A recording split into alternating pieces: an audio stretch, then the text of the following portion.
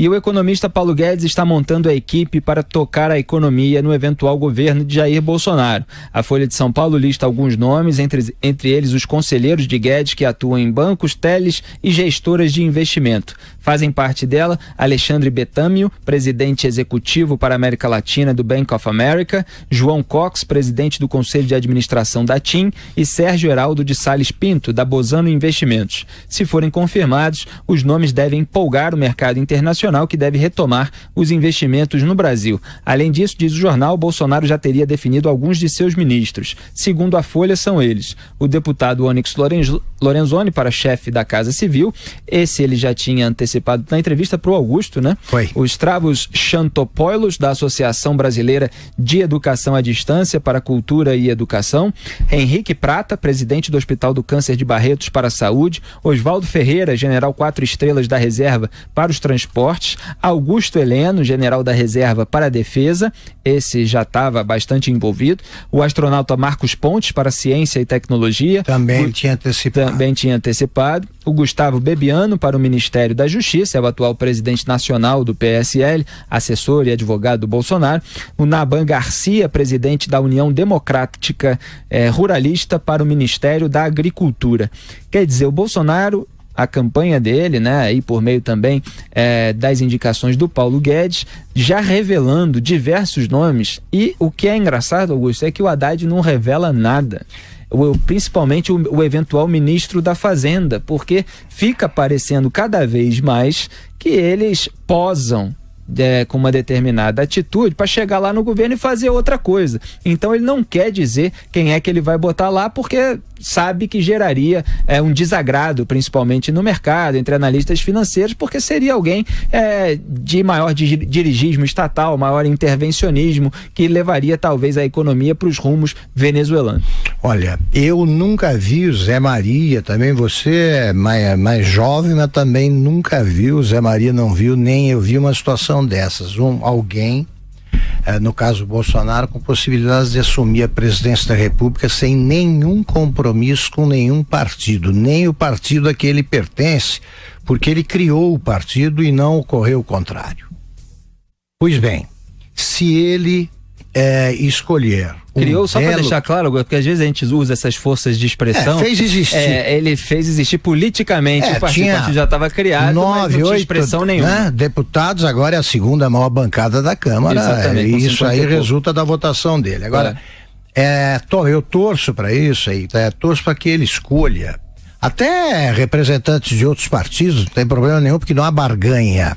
Que ele faça um ministério exemplar e que mostre que, ao contrário do que tem ocorrido no Brasil há muito tempo, por força das circunstâncias de que nenhum presidente conseguia se livrar, ele escolha livremente os seus ministros.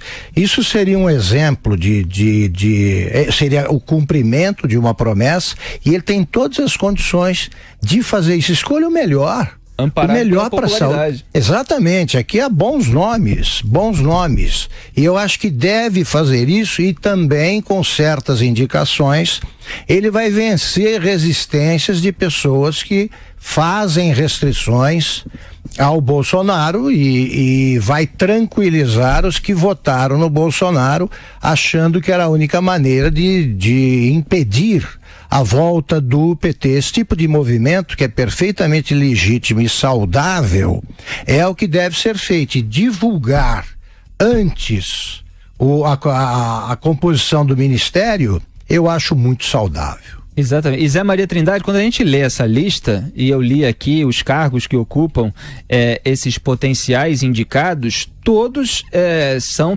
quadros técnicos relacionados ao cargo para o qual eles estão sendo indicados. Se você faz uma comparação aí com o governo Michel Temer, com a Dilma, é bastante diferente, né? Porque era muita indicação política de tomar lá da cá. O único que é mais político aqui é o deputado Onyx Lorenzoni, mas que está indicado para chefe da Casa Civil, que em geral é um cargo mais político mesmo. Tanto que a Dilma Rousseff queria nomear o Lula para ele obter foro privilegiado justamente para a Casa Civil. No governo do PT, quem ocupava a Casa Civil era o José Dirceu.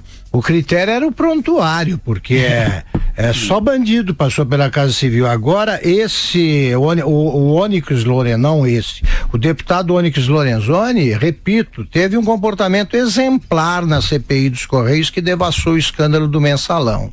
E na da Petrobras também, tem os vídeos no YouTube. Fala lá, Zé. Todas as indicações de um presidente da República são políticas, né? São indicações políticas, e ele foi eleito politicamente exatamente por isso, né? Para fazer as indicações. Sempre se cobra por aqui o tal Ministério de Notáveis. O que significa isso? São pessoas que se destacam na sociedade, né? Na sua atividade, e que são indicados politicamente pelo presidente, né? Mas que não são produto de uma barganha, de uma troca indecente, de interesses pessoais ou de grupos fora do interesse geral. Então, dizem por aqui que Michel Temer perdeu uma grande oportunidade. Ele poderia ter feito isso, né? O tal Ministério de Notáveis. Ele indicasse politicamente alguns ali, os aliados que ajudaram a fazer o impeachment da ex-presidente Dilma, mas que reservasse os ministérios da Educação, o Ministério da Saúde, né, o Ministério da Justiça, o Ministério dos Transportes, por pessoas do meio e pessoas que reconhecidamente têm o apoio da sociedade. Então pega um grande médico que fez um grande trabalho no país, não só tecnicamente médico, mas através de uma política boa para a saúde, que é o caso do diretor-presidente lá do Hospital do Câncer de Barretos, que atende como se fosse um hospital público. Não é uma entidade que presta um grande serviço, né, ao país, porque não é regional. Lá estão pessoas do Brasil inteiro e às vezes de outros países. A maior excelência no combate ao câncer e no controle, não é só no combate, mas também no controle, que tem um processo de atendimento avançado e tal, e é muito bom. O Henrique é muito bom, e ele não vem no bojo de um acordo político, porque todos sabem que se ele for o ministro da Saúde, os partidos políticos serão atendidos normalmente como qualquer outro, né? Mas que não haverá domínio da verba pública para atender campanha política, né? Então eu acho muito importante que isso seja adotado. É o caminho correto, e não aquelas trocas de dar a Roberto Jefferson o ministério tal para ele montar aquele grupo, né? Como foi o caso do Ministério do Trabalho. Eu acho importante, e esta coragem, porque isso é uma coragem de antecipar, né? Quem antecipa uma nomeação dessa, naturalmente está expondo a críticas e mostrando o que pretende. Agora, Felipe Augusto, isso já foi entendido na política como arrogância, você nomear, né, auxiliares e ministros antes da vitória. Mas eu acho que não, ele está indicando e não está nomeando, é apenas dizendo, olha, se eu ganhar, essa será a minha equipe.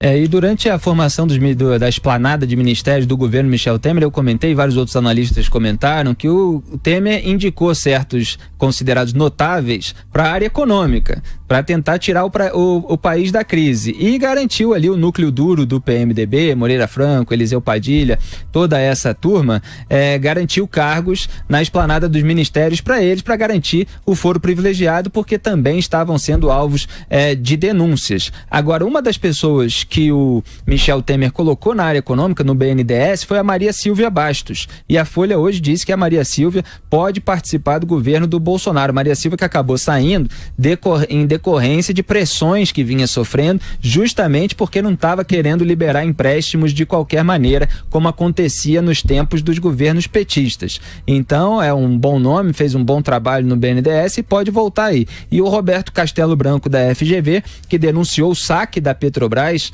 pela organização criminosa ali do Petrolão durante os governos do PT, deve assumir o comando da estatal. O comando da Petrobras, portanto, pode ser do Carlos Castelo Branco, da FGV, em eventual governo do Jair Bolsonaro. Vários nomes surgindo. Agora, esses políticos que acharam que é arrogância, pode botar na seguinte conta aí: ou eles queriam indicar alguém para o ministério, ou eles são contra o Bolsonaro. É muito legítimo, e criticar, tudo bem. Agora, cobram levantam a suspeita, o PT vive alimentando a suspeita de que o perigo da eleição do Bolsonaro é que ele aí vai mostrar as garras e nomear pessoas aí que são todas favoráveis à ditadura e ao golpe de Estado, etc, fascismo, etc. Aí ele antecipa a divulgação de nomes que estão aí agora expostos aí à devassa, pode investigar o passado, o presente, ver o que eles fizeram de errado e tal.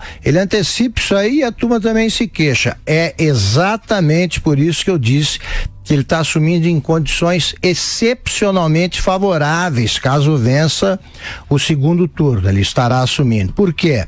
Ele pode nomear quem quer, sim. E a chiadeira acaba assim que acabar o processo de nomeação de ministros. O Brasil se sente mais confortável com isso, e eu, por exemplo, sempre fui favorável ao que se faz na Inglaterra, que é você ter um gabinete fantasma lá da oposição. Porque enquanto um partido governa, é regime parlamentarista, o outro mostra o que faria, com quem faria as coisas se chegasse ao poder. Isso é transparência, isso é muito bom. E que moral teria o Fernando Haddad para criticar aí os nomes do Jair Bolsonaro se ele não mostra os dele? Quer dizer, não indica nem o seu eventual ministro da Fazenda. Felipe.